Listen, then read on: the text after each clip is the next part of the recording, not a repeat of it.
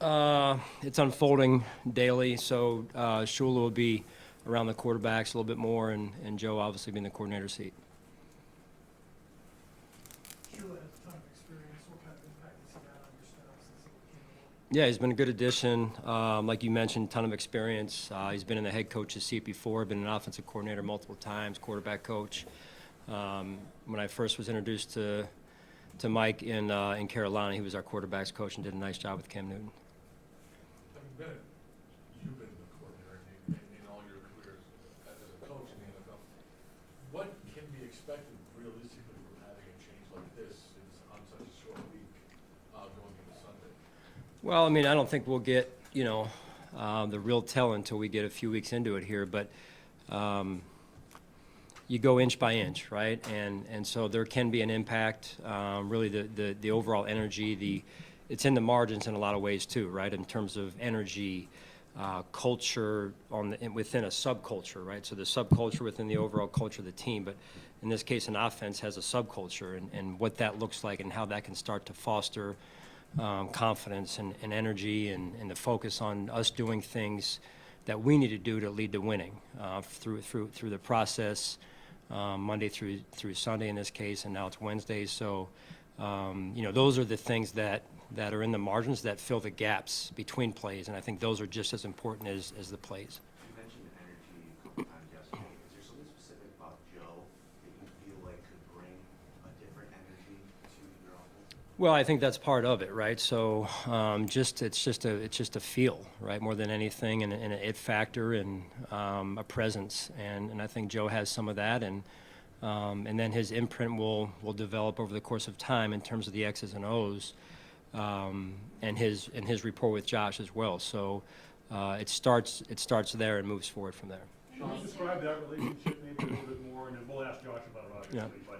But between Joe and Josh, because it's something you obviously had to consider in making this move, and how receptive has Josh been to this change? Yeah, he's been receptive, and that connection's important, right? That they are connected, and then in particular now this new role that Joe is in, that they're as connected as ever, because now Joe is the play caller, and that's an important relationship and something that when you're on the same page with total clarity and understanding of what each other want, what you're trying to get out of, just whether it's a game plan or one play, that's huge for that alignment's huge for production.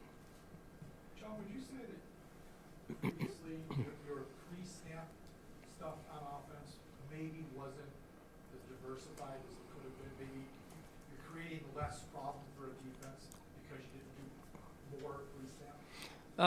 I mean, I wouldn't disagree with you. I think that there's everything in moderation, right? Sometimes you can do too much to where you just want to try and run one play and you're wearing your players out, or doing too much behind the line of scrimmage, pre-snap motion, what have you, shifting.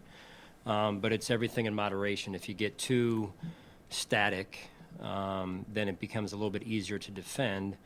And sometimes, as an offense, the more you do, it can get in the way, but there's a sweet spot in there too, as well as being too static, and then you allow the defense to do more. A good coach, an older coach who's now retired, once told me, from a defensive standpoint, the more they do, the less we can do, and so I think that applies in this case. Sean, part of that is if you're trying in general to go up tempo no huddle versus slow no huddle. If you're going up tempo no huddle, there's limits.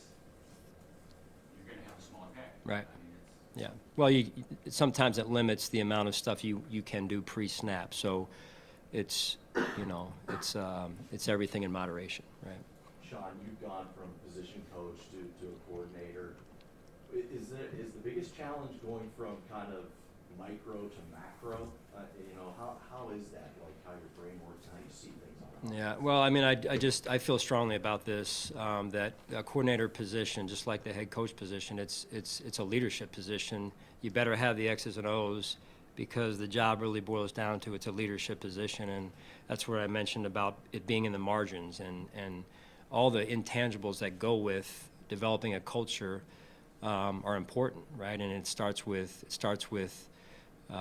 with the leadership aspect of the job. Sean, how much change are you looking for Joe to bring schematically to the offense, especially understanding at this point in the season how deep you are and limited maybe the time is for major leagues? Yeah, I don't want to get in, John. I respect your question, but obviously that's a strategy thing at this point. So I would just tell you overall, his job is to put the players in position, just like my job is. Sean, how, Yeah, they've taken it in stride. I mean, obviously, sad at what had to be or what became of it, but looking forward to a new beginning here and an opportunity to gain more production and on a more consistent basis, really. Sean, can you take us back to when you hired Joe? What appealed to you Yeah. about him to hire him in the first place a year ago? Yeah, I mean, I'd never met Joe, but just heard good things about him, right? He obviously had sat in different seats along the way, position coach, been around, a good environment from a standpoint of a good head coach and Sean Payton from an offensive standpoint. Back then he was an assistant to an assistant at times, and then the assistant, and then he moved on to LSU where he became a coordinator. And so, that resume, that experience, if you're paying attention, can only benefit someone. And when you talk about some of the traits of everyone talked about how smart he was now and how hard he worked, and I think those two combined can be dangerous in professional sports. Has there been a decision made on where he'll be during the game? And No, not that far, Atlanta, no. I'm curious, what is the benefit from your perspective, what you've seen of calling plays and being down on the field? Like, what do you get from I know you haven't been Yeah. a coach, but in your experience, like, what are the benefits of being on the field versus? Well, yeah, I mean, that's a good question. I mean, I've done both, and I can tell you what I came up around was on the field. The coordinator, Jim Johnson, I worked with and for, was down on the field, and there's a huge leadership aspect to doing it from down there. I started that way as a coordinator, and then I went upstairs, and at first I was like, oh, it's not the same vibe, right? But if you have people, lieutenants down there that you can trust to get the pulse of the players, to communicate up to you, to me upstairs is the best way to see everything. It's like landing in a plane. You're coming in and you can see things that you didn't think you could see before, and you can see them clearly, and so that's a huge advantage. Energy and confidence are, we all have our belief in what those two things mean, but how do you go about building energy and confidence when, as what happened on Monday night, you have the confidence, you have the energy, and then all of a sudden there's a turnover and then another turnover. How do you, I guess, go beyond maintaining that energy and confidence when those things happen? Right, and that they do affect momentum, which affects confidence. We're all human, right? So there is a mental aspect of that, the mental toughness of in this case, a unit, right? And then just the overall, hey, those are things you can't do to win games. But so that has gotten in the way. But that goes back to me to process and making sure we're emphasizing everything we need to emphasize, and then it's going to happen. Mistakes are going to happen, right? And you're going to have close games and good plays and bad plays. And at the end of the day, it's about the mental toughness, the grit, the resiliency of the unit to continue through all of that. Hey, Sean, what has been the key issue for Ed Oliver to be more consistent at times down? Yeah, I think going, the word process, I already mentioned that. I think that's huge, right? And then I would say sometimes guys get paid and they go the other way, and it's kind of the relaxation syndrome that sets in. And I know that's sometimes what makes fans, irritated with certain situations. But in this case, I think the contract has helped him, and you can ask him why. But his process is as good as it's been. So his preparation is as detailed as it's been, and I think that's important. And you're seeing the result. And I would say for some of those other guys up front as well that may not have performed up to the level that they are this year. Those guys have all improved on their preparation. Sean, not that you would, get into strategy as you alluded to earlier, but I mean, you're very familiar with this Jets defense, what it's capable of, the trouble it can give you guys and other teams. To make a change like this going into a game like this, how much of a challenge is that against this particular defense? And maybe is there some opportunity there too with the unknown that maybe? Yeah, I'm not as, I acknowledge they're a really good defense.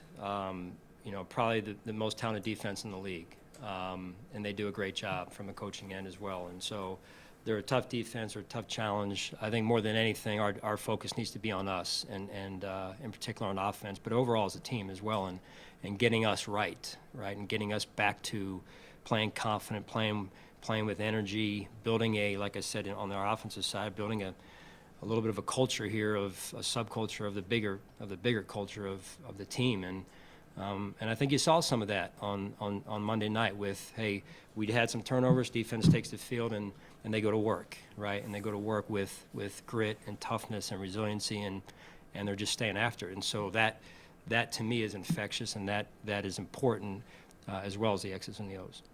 All right, thanks. Thanks, Coach.